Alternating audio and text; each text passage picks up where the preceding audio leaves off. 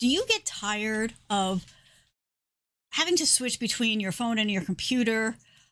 Did you know that you can actually send and manage your text messages from your computer, your tablet, your Chromebook, what have you?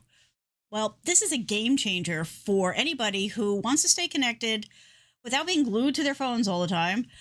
Because all we have to do is use the Android's Google messages in the browser. So that's what we're going to talk about. Let's get this party started.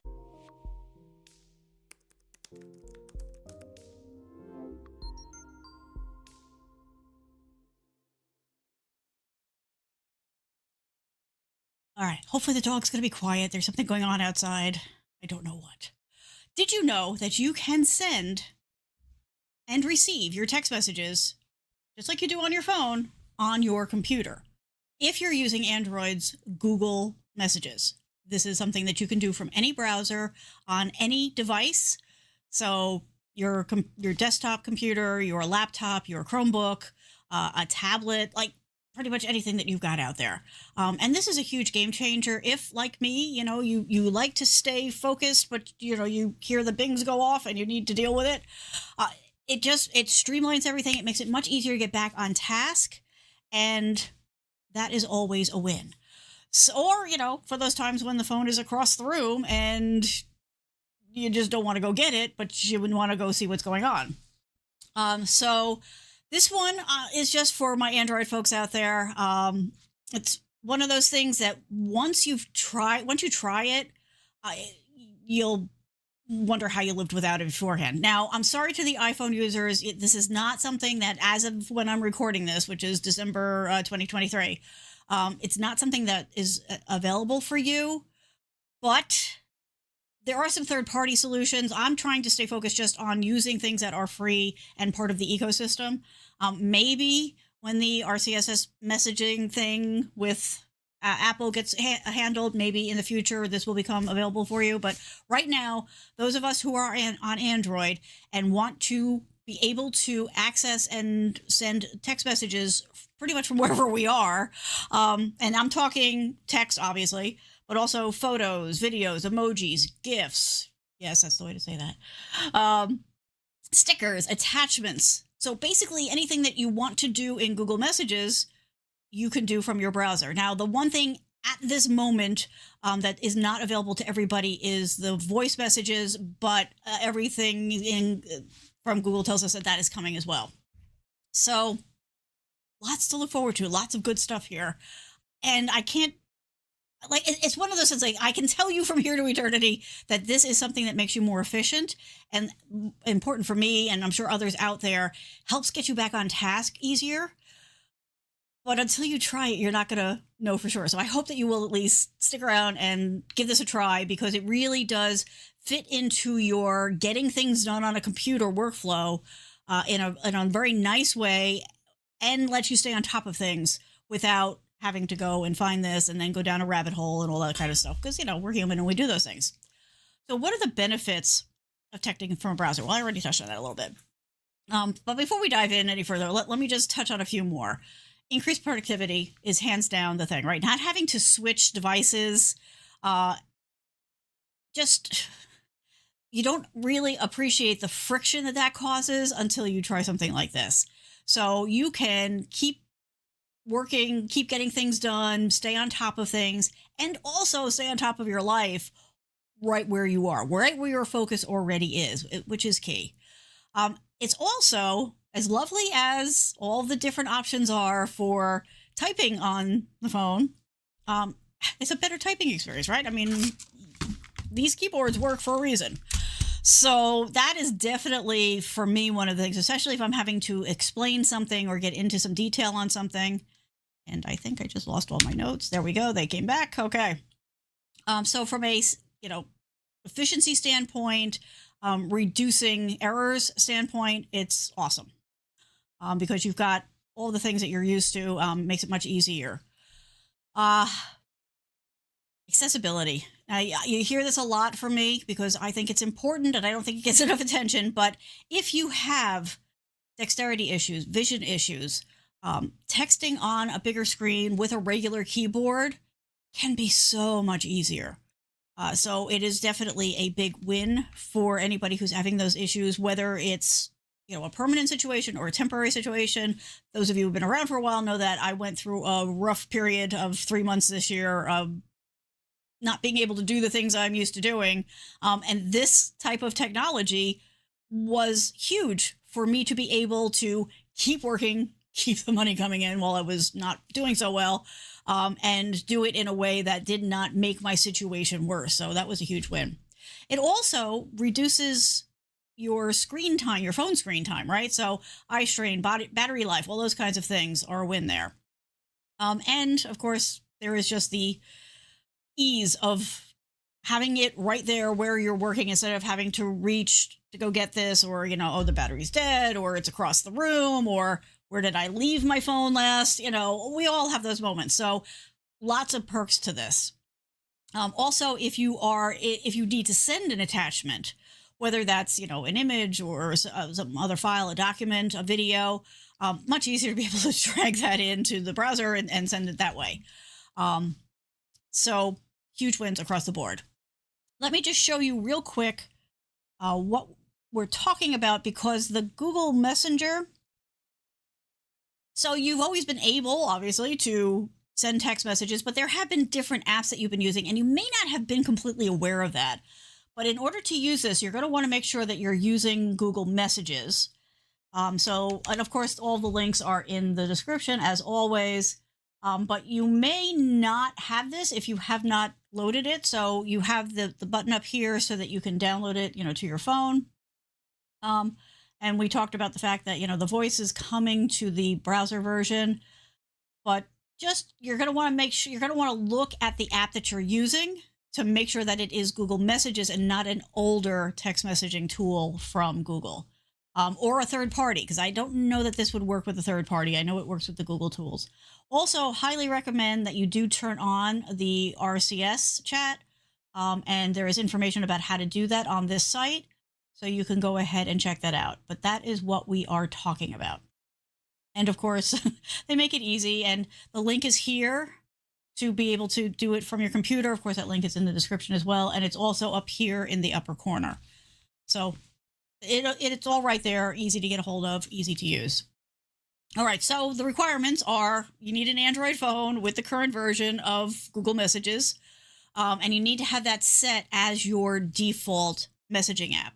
So the way that you'll check that is on your phone. You're going to go into settings and just type in messages or text in the search bar at the top, and that'll bring you to the right part of the the right part of your settings for your phone, so that you can make sure that Google Messages is your default app. It's okay to have a secondary app if you want to, but you want to make sure that Google Messages is your default app. And then the other is to have a device with a browser and an internet connection, because that's the other part of it. Once you have those pieces in place, you're going to go to either the URL that I have in the description. I look for that. It's I think it's messages.google.com. But just check in the description to make sure, or go to this site and use the links here. Actually, this will tell me what the URL is. Messages.google.com. Hey, I got it right. So you're going to want to make sure that you're using that. You're going to go in your browser on whatever device it is, put that in. And what's going to happen is it's going to come up with some instructions on the page and a QR code. And then what you're going to do is you're going to open up Google Messages on your phone. And let me see, maybe I can show you this. Connected my phone. I'm sorry, I did not think of that. You're going to click on you're going to go into Messages on your phone. You're going to click on your icon. Okay, right, that's why I didn't, because I didn't want to share all my messages with you. But you're going to select device pairing. And then when you bring up device pairing, let's see, I can cover most of this. Yeah. Okay, so device pairing, and then you're going to click on the QR code scanner. And that's how you're going to make the connection between your phone and whatever device you're on. And you can choose to set that up as a permanent connection or a temporary one. And that's going to depend on whether or not you're sharing your computer, or where you are, or what your preferences are. Maybe if you're going to get this a test drive, you don't want it to be permanent until later. Dude, thank you.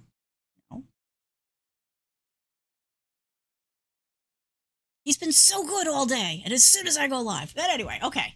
So once you make that connection, then the other thing that you're probably going to want to do is go in and then just take a look at the settings to see if there's anything you want to change.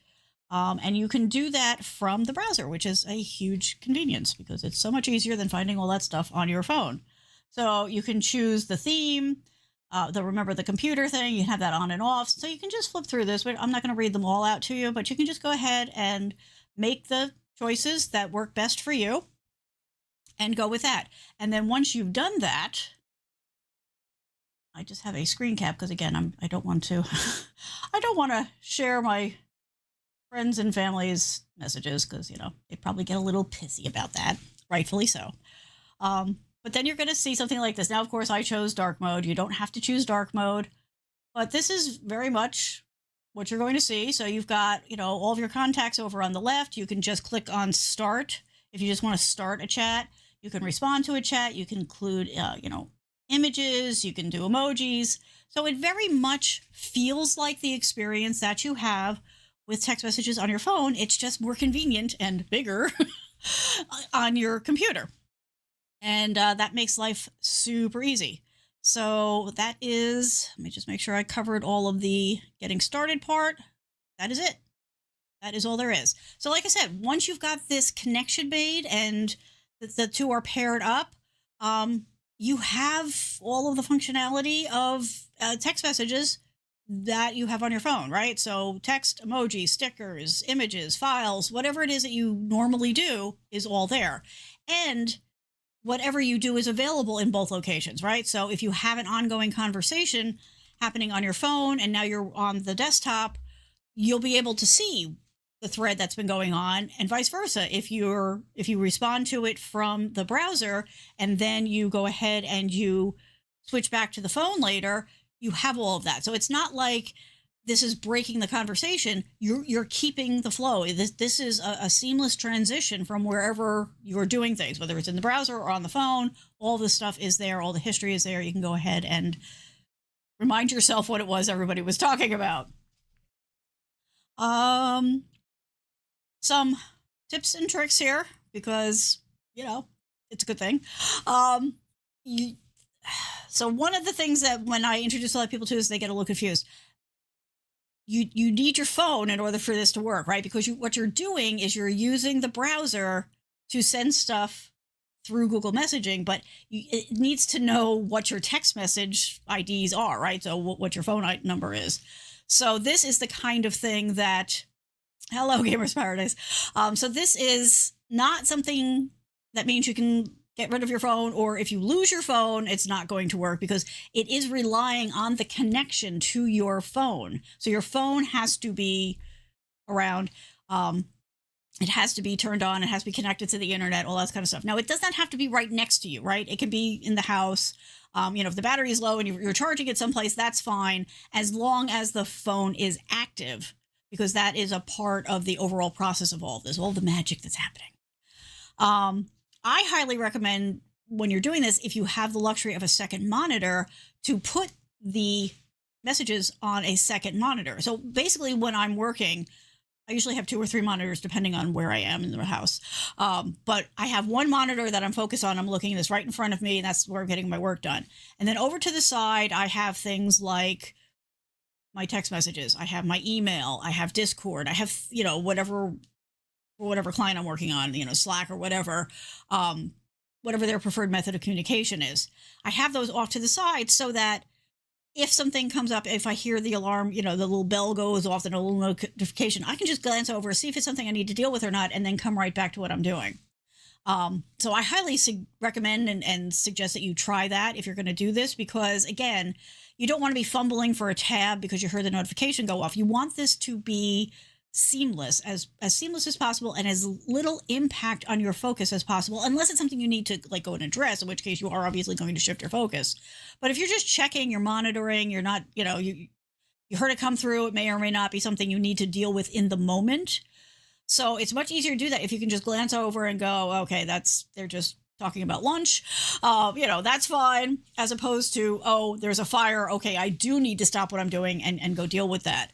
It just makes it easier, and again, it's a lower friction for your attention for the little things that you don't have to reply to in the moment.